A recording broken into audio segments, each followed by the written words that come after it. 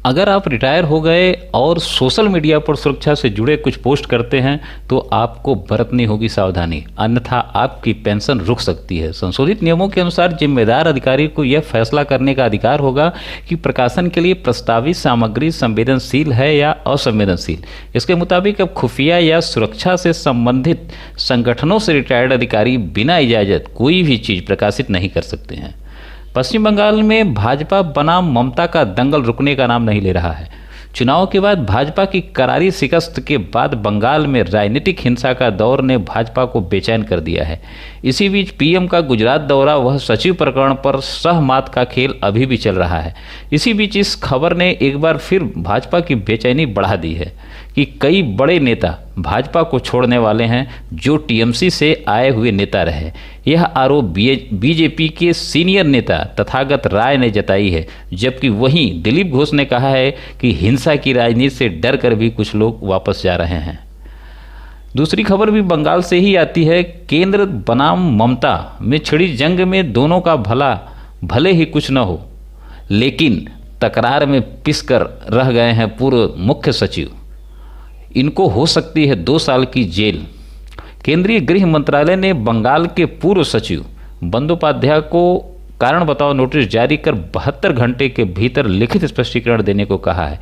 Notice में पूछा गया है कि उनके विरुद्ध आपदा प्रबंधन एक्ट 2005 की धारा 51 के तहत कार्रवाई क्यों न की जाए, जिसके तहत 2 साल तक की जेल हो सकती है। भगवान में आस्था रखने वालों के लिए खुशखबरी। काशी विश्वनाथ मंदिर वाराणसी के बाद अब गुजरात के पाटन में स्थित सोमनाथ आदि ज्योतिर्लिंग मंदिर का प्रसाद भी अब श्रद्धालुओं को घर बैठे स्पीड पोस्ट से मिल सकेगा। कोरोना महामारी की दूसरी लहर ने इस बार किसी को नहीं बख्शा। मंत्री, विधायक, सांसद से लेकर एक से एक अच्छी हस्तियों को अपनी जान गंवानी पड़ी। जान गंवाने वालों में पृथ्वी के भगवान कहे जाने वाले डॉक्टर भी बड़ी संख्या में रहे। आईएमए ने कोरोना से मरने वाले 594 डॉक्टरों की सूची जारी की है, जिनकी मौत कोरोना की ड्यूटी के दौरान हुई है। सीबीएसई और आईसीएसई बोर्ड के बाद अब गुजरात बोर्ड ने भी 12वीं की परीक्षा रद्द कर दी है। कोरोना संकट को देखते हुए गुजरात सरकार ने बच्चों को एक बड़ी राहत दी है। कैबिनेट की बैठक में आज यह निर्णय लेते हुए कहा गया कि अभी किसी तरह का जोखिम उठाने का समय नहीं है, इसलिए गुजरात बोर्ड की 12वीं की परीक्षा रद्द की जा रही है। बोर्ड से ही जुड़ी एक अन्य खबर है कि कई अन्य राज्यों यूपी, उत्तराखंड, राजस्थान, हिमाचल प्रदेश, अन्य कई राज्यों में अब 12वीं की परीक्षा भी रद्द हो सकती है। सीबीएसई की 12वीं परीक्षा को पीएम मोदी के हस्तक्षेप से रद्द करने के कारण अब संभव है कि इन राज्यों के साथ भी कई अन्य राज्यों में भी प्रस्तावित बोर्ड परीक्षा को रद्द कर दिया जाए, जबकि हरियाणा में 12वीं की परीक्षा रद्द कर दी गई है। दीनदयाल उपाध्याय गोरखपुर विश्वविद्यालय ने कोरोना संक्रमण को देखते हुए नया शैक्षिक कैलेंडर जारी कर दिया है। वैसे करीब 1 महीना सेशन देर से शुरू हो रहा है। नए शैक्षणिक कैलेंडर के मुताबिक यूजी पीजी कक्षाओं के लिए ऑनलाइन आवेदन की अंतिम तिथि 30 जून है। 19 जुलाई को प्रवेश परीक्षा होगी। 14 अप्रैल तक प्रवेश की प्रक्रिया पूरी कर ली जाएगी। वहीं पीएचडी और सेल्फ फाइनेंस कोर्स में प्रवेश 25 अगस्त तक कर लिया जाएगा। एलोपैथी के बाद अब बाबा रामदेव ने ज्योतिष पर निशाना साधा है।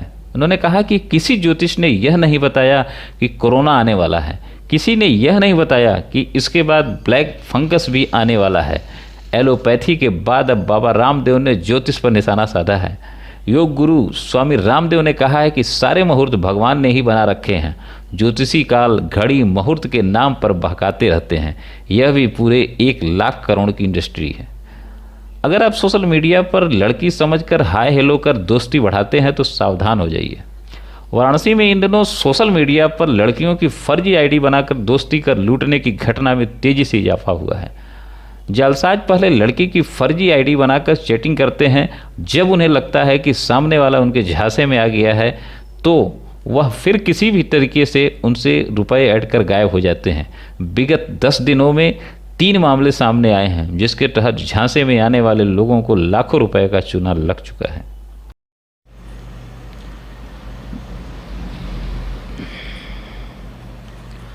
अब अगर आप किराए पर अपने भवन मकान को देते हैं तो एग्रीमेंट करना जरूरी होगा। इतना ही नहीं, अब इस एग्रीमेंट को मोदी सरकार द्वारा लाई जा रही कानून के तहत बने रेंट अथॉरिटी के समक्ष पेश करना अनिवार्य होगा। यह एग्रीमेंट 2 माह के अंदर रेंट अथॉरिटी के समक्ष पेश ही नहीं करना होगा, वरन उसे एक जारी पोर्टल से अटैच करना होगा।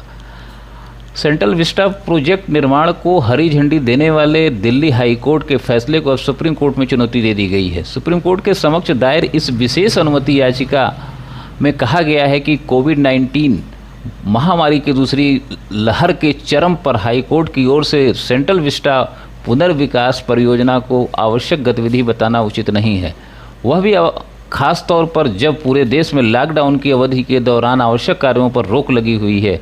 यह अपील अधिवक्ता प्रदीप कुमार यादव ने दायर की है।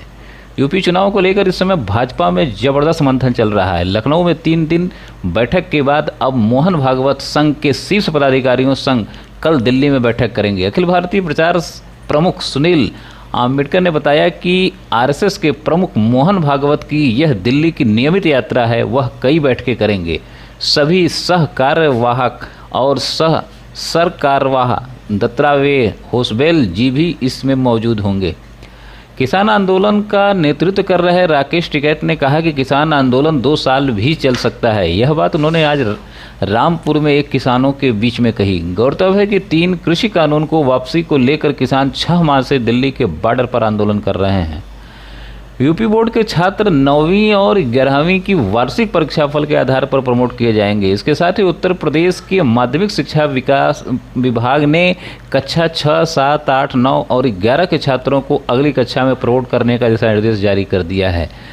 छात्र वार्षिक परीक्षा के आधार पर ही अगली कक्षा में भेजे जाएंगे। सीबीएसई के बाद आईसीएसई ने भी 12वीं की परीक्षा को रद्द कर दिया है। आईसीएसई ने भी कहा कि छात्रों के जीवन के साथ कोई रिस्क लेना वो पसंद नहीं करेंगे, इसलिए परीक्षा रद्द की जाती है। पीएम के कल सीबीएसई के 12वीं की परीक्षा निरस्त करने के बाद कई बोर्ड ने अपनी 12वीं की परीक्षा को रद्द करने का निर्णय लिया है। जिला पंचायत अध्यक्ष चुनाव को लेकर यूपी में सक्रियता बढ़ गई है, लेकिन सपा रालोद गठबंधन के चलते भाजपा की मुश्किलें लगातार बढ़ती नजर आ रही हैं। अभी भाजपा व अन्य पार्टी जहां प्लानिंग कर रही है, वहीं सपा रालोद गठबंधन ने कई स्थानों पर अपना प्रत्याशी घोषित कर भाजपा व अन्य पार्टियों के लिए मुसीबतें बढ़ा दिया है। आइए अब चलते हैं एक अच्छी खबर की तरफ। कोरोना की दूसरी लहर कमजोर पड़ते ही गंगा एक्सप्रेस वे के निर्माण का काम शुरू हो गया है।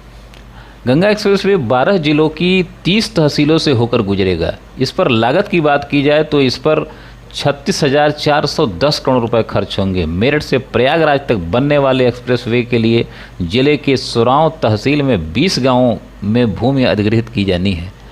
कोरोना में एक बार फिर सख्ती बरतते हुए सीएम योगी ने रात्रिकालीन बंदी का कड़ाई से पालन करने का निर्देश दिया है। मुख्यमंत्री योगी ने कहा कि कई जिलों में लोगों के मास्क न लगाने, बाजारों में अनावश्यक भीड़, सोशल डिस्टेंसिंग का पालन न करने जैसी जानकारी मिल रही है।